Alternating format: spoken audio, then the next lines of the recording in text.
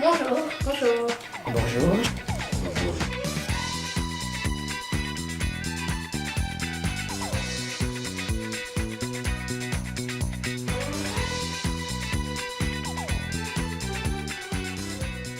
Qu'est-ce que c'est un jardin partagé? Alors un jardin partagé, c'est un projet un petit peu comme Étincelle, dans lequel les gens du quartier s'engagent à entretenir une petite parcelle de terre pour eux et surtout pour les habitants.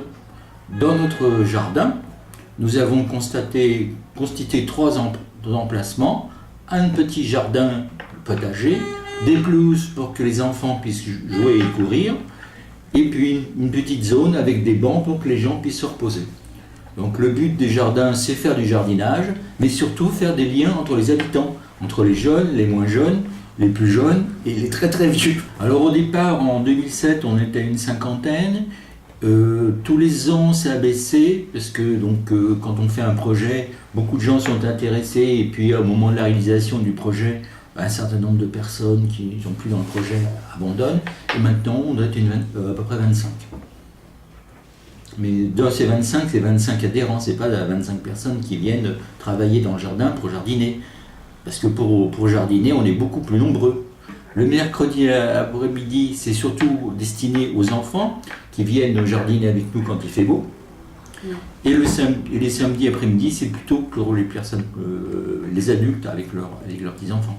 Alors dans l'association des jardins partagés, je suis trésorier, je suis aussi jardinier, je suis aussi un petit peu animateur, mais pas beaucoup. De temps en temps, il y a des enfants qui vont un peu plus qu'arroser, qui souhaitent jardiner, c'est-à-dire qu'on leur prête des outils. Et encore plus exceptionnellement, il y en a qui viennent planter. Ce qu'on souhaiterait, c'est avoir plus d'adhérents, des adhérents qui viennent jardiner, bien sûr, parce qu'on a beaucoup d'adhérents, dont 2 écoles, mais les écoles ne viennent pas régulièrement, c'est-à-dire qu'ils viennent planter, qu'ils ne viennent plus entretenir. Donc il serait souhaitable, c'est que les institutrices qui ont comme projet pédagogique d'intéresser les enfants à l'agriculture, se rendent compte que c'est bien de semer, mais le plus long, c'est de venir arroser et d'entretenir.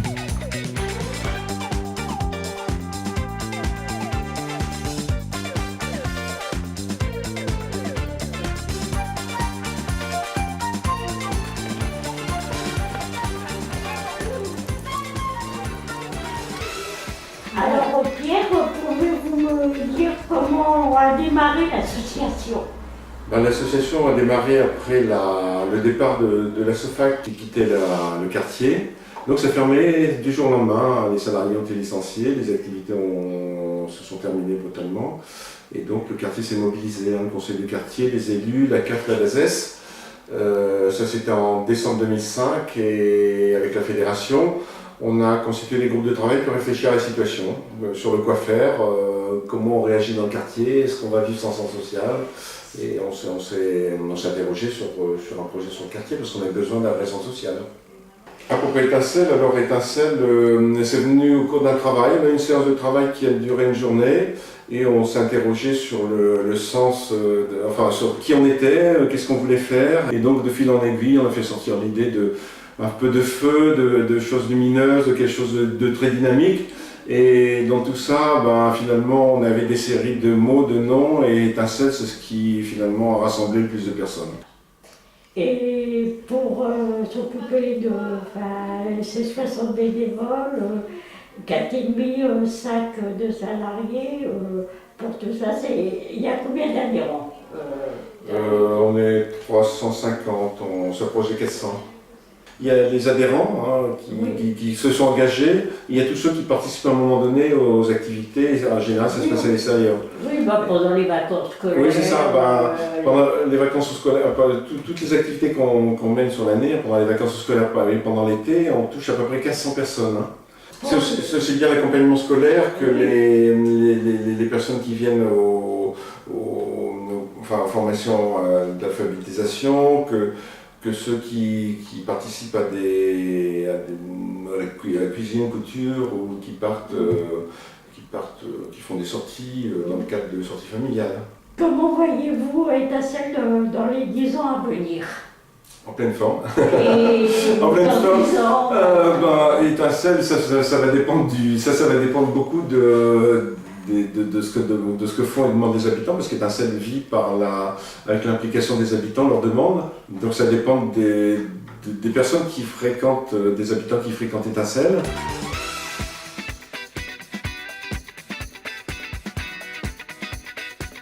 Alors, je suis Emmanuelle Tessier, fondatrice avec Nathalie Gilansky des ateliers de Natema, et maintenant nous sommes toutes deux salariées des ateliers de Natema. Nous sommes coordinatrices et animatrices. Natema parce que Natema, Nathalie, Emmanuelle, Nat et Emma, les ateliers de Natema. Alors on a créé l'association parce que nous étions toutes deux mamans au foyer et on s'est aperçu que tous les enfants du quartier ne faisaient pas d'activité extrascolaire, que ça dépendait des revenus aussi des parents, et on a décidé donc de faire des ateliers accessibles à toutes les catégories sociales représentatives du quartier. Et vous proposez quoi comme activité? Alors on propose différentes activités après l'école, des ateliers artistiques et culturels, on fait des découvertes d'œuvres d'art, on fait du théâtre pour les 4-8 ans, on fait de l'art plastique, du bricolage, plein de choses.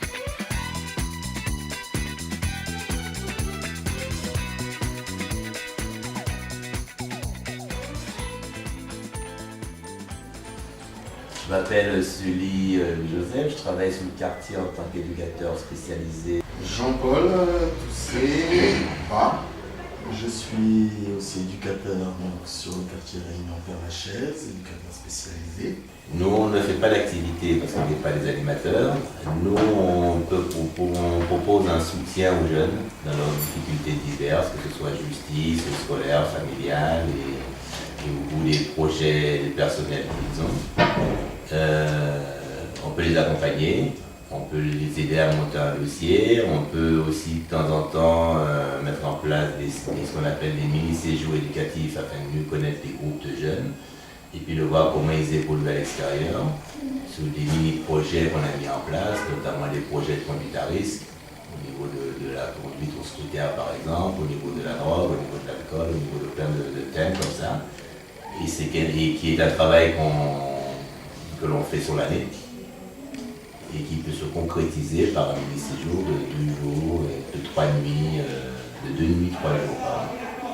Et on s'appuie, je veux juste rajouter qu'on s'appuie donc sur le réseau partenarial. Donc étant donné qu'on est éducateur en rue, ce qui veut dire qu'on n'a pas de local estampillé, mais notre travail se passe essentiellement dans la rue. C'est la raison pour laquelle on travaille énormément avec les partenaires, les acteurs sociaux du quartier, de manière à pouvoir créer un réseau et des fois initier certaines initiatives ou certains projets en partenariat que l'on laisse au bout d'un moment pour qu'elles puissent être prises en main par d'autres acteurs du quartier.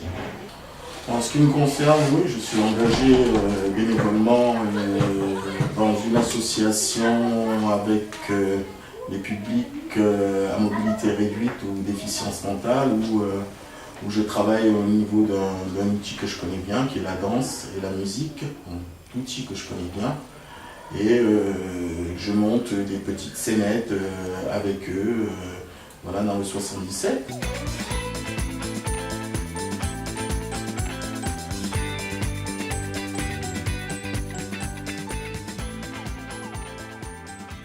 Oui, je m'appelle Mouette Claudine. Alors bonjour, je m'appelle Marie-Vonne, j'ai 54 ans, j'habite donc rue des Haies, près du centre social. Alors moi je m'appelle Martine Serrault, j'ai 51 ans, bientôt 52 d'ailleurs. Et puis je suis bénévole à l'accueil à Étincelle et en même temps habitante du quartier puisque je réside rue des Haies. N'ayant plus d'activité professionnelle, je me suis sentie seule, je me suis sentie pratiquement inutile et c'est pour cela que j'ai voulu m'investir dans le bénévolat. Je suis bénévole à Étincelle depuis 3 ans et demi. J'ai des enfants, des devoirs le mardi et le jeudi. Et quel est votre parcours? Mon parcours, j'ai été bénévole dans des cantines, toujours en contact avec des enfants. J'ai toujours fait du bénévolat. Étant plus jeune, je faisais du bénévolat dans des associations sportives. J'ai toujours fait un peu de bénévolat auprès des personnes âgées, choses comme ça. Donc, habitant le quartier, sachant qu'il y avait un centre social, je me suis dit pourquoi pas les donner un petit peu de mon temps. Et c'est là où on trouve que du bonheur parce qu'on apporte nos connaissances et notre savoir à des personnes qui en ont besoin. Quand un enfant me dit « j'ai eu un 17 sur 20 », j'ai une grande satisfaction. Être bénévole, c'est avant tout, moi je dirais presque une démarche égoïste. C'est donner de son temps et se trouver bien dans le temps que l'on donne. Et le fait d'être bénévole au centre social, par l'intermédiaire des enfants, j'ai pu connaître les parents. Les parents sont devenus pratiquement presque des amis. Et donc maintenant, même dans le quartier, ça devient populaire. C'est comme une petite famille où on se rencontre, on se dit bonjour, on se connaît, et ça c'est que du bonheur. Qu'est-ce qui sont les compétences pour devenir bénévole? Être patient et aimer les enfants. La première vitrine du centre social, c'est l'accueil. Et je pense qu'avec un peu d'humour, avec un peu de bien-être soi-même, on apporte déjà un bon moment et envie d'entrer à Étincelle. Donc oui, effectivement, moi je pense qu'on apporte beaucoup, oui. Là, on est dans le domaine du « je donne et j'attends rien en retour ». Et ça, c'est très bon. Il y a quelques jours, j'ai été donc élue au conseil d'administration.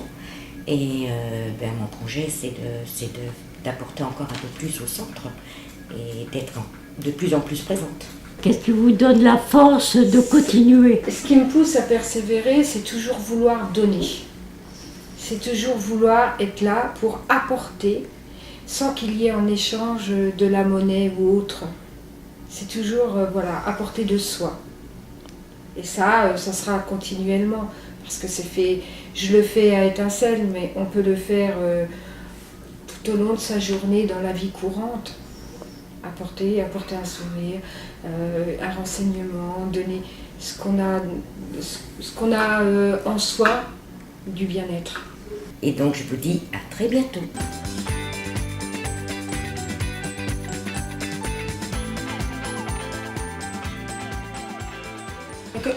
Que pensez-vous du quartier en fait?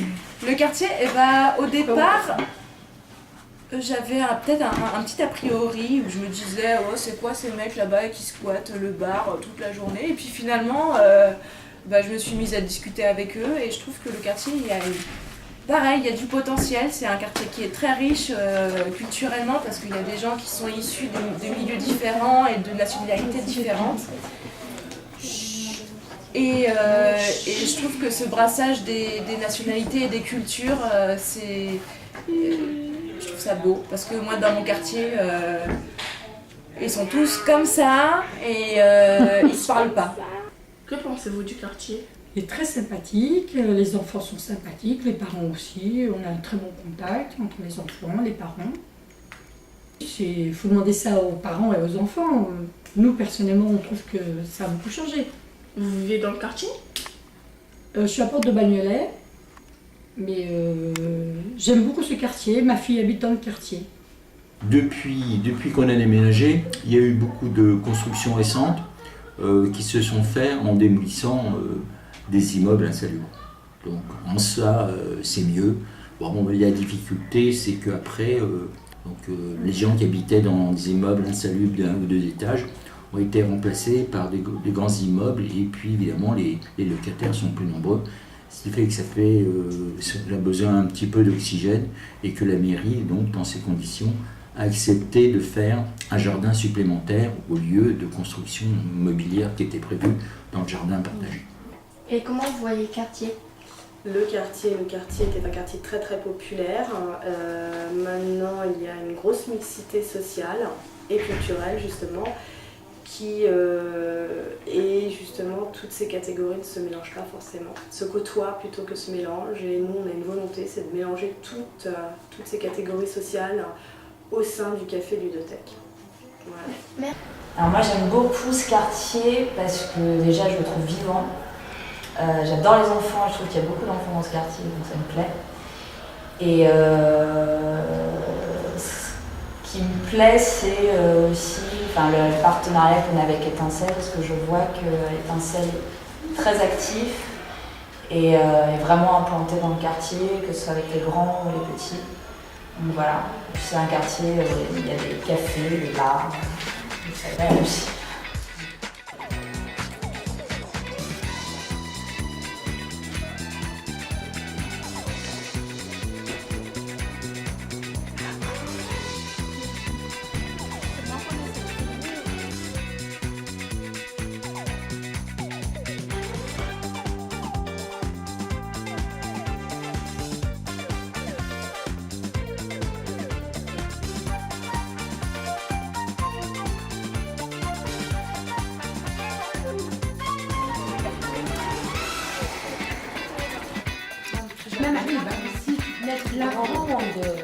En fait, je crois que je suis en panne de questions.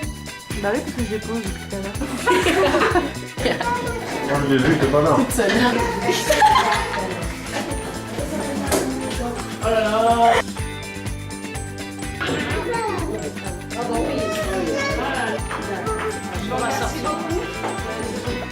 Là tu zoomes plus, là tu zoomes plus moins. Ok, comment on peut arrêter? Merci, mais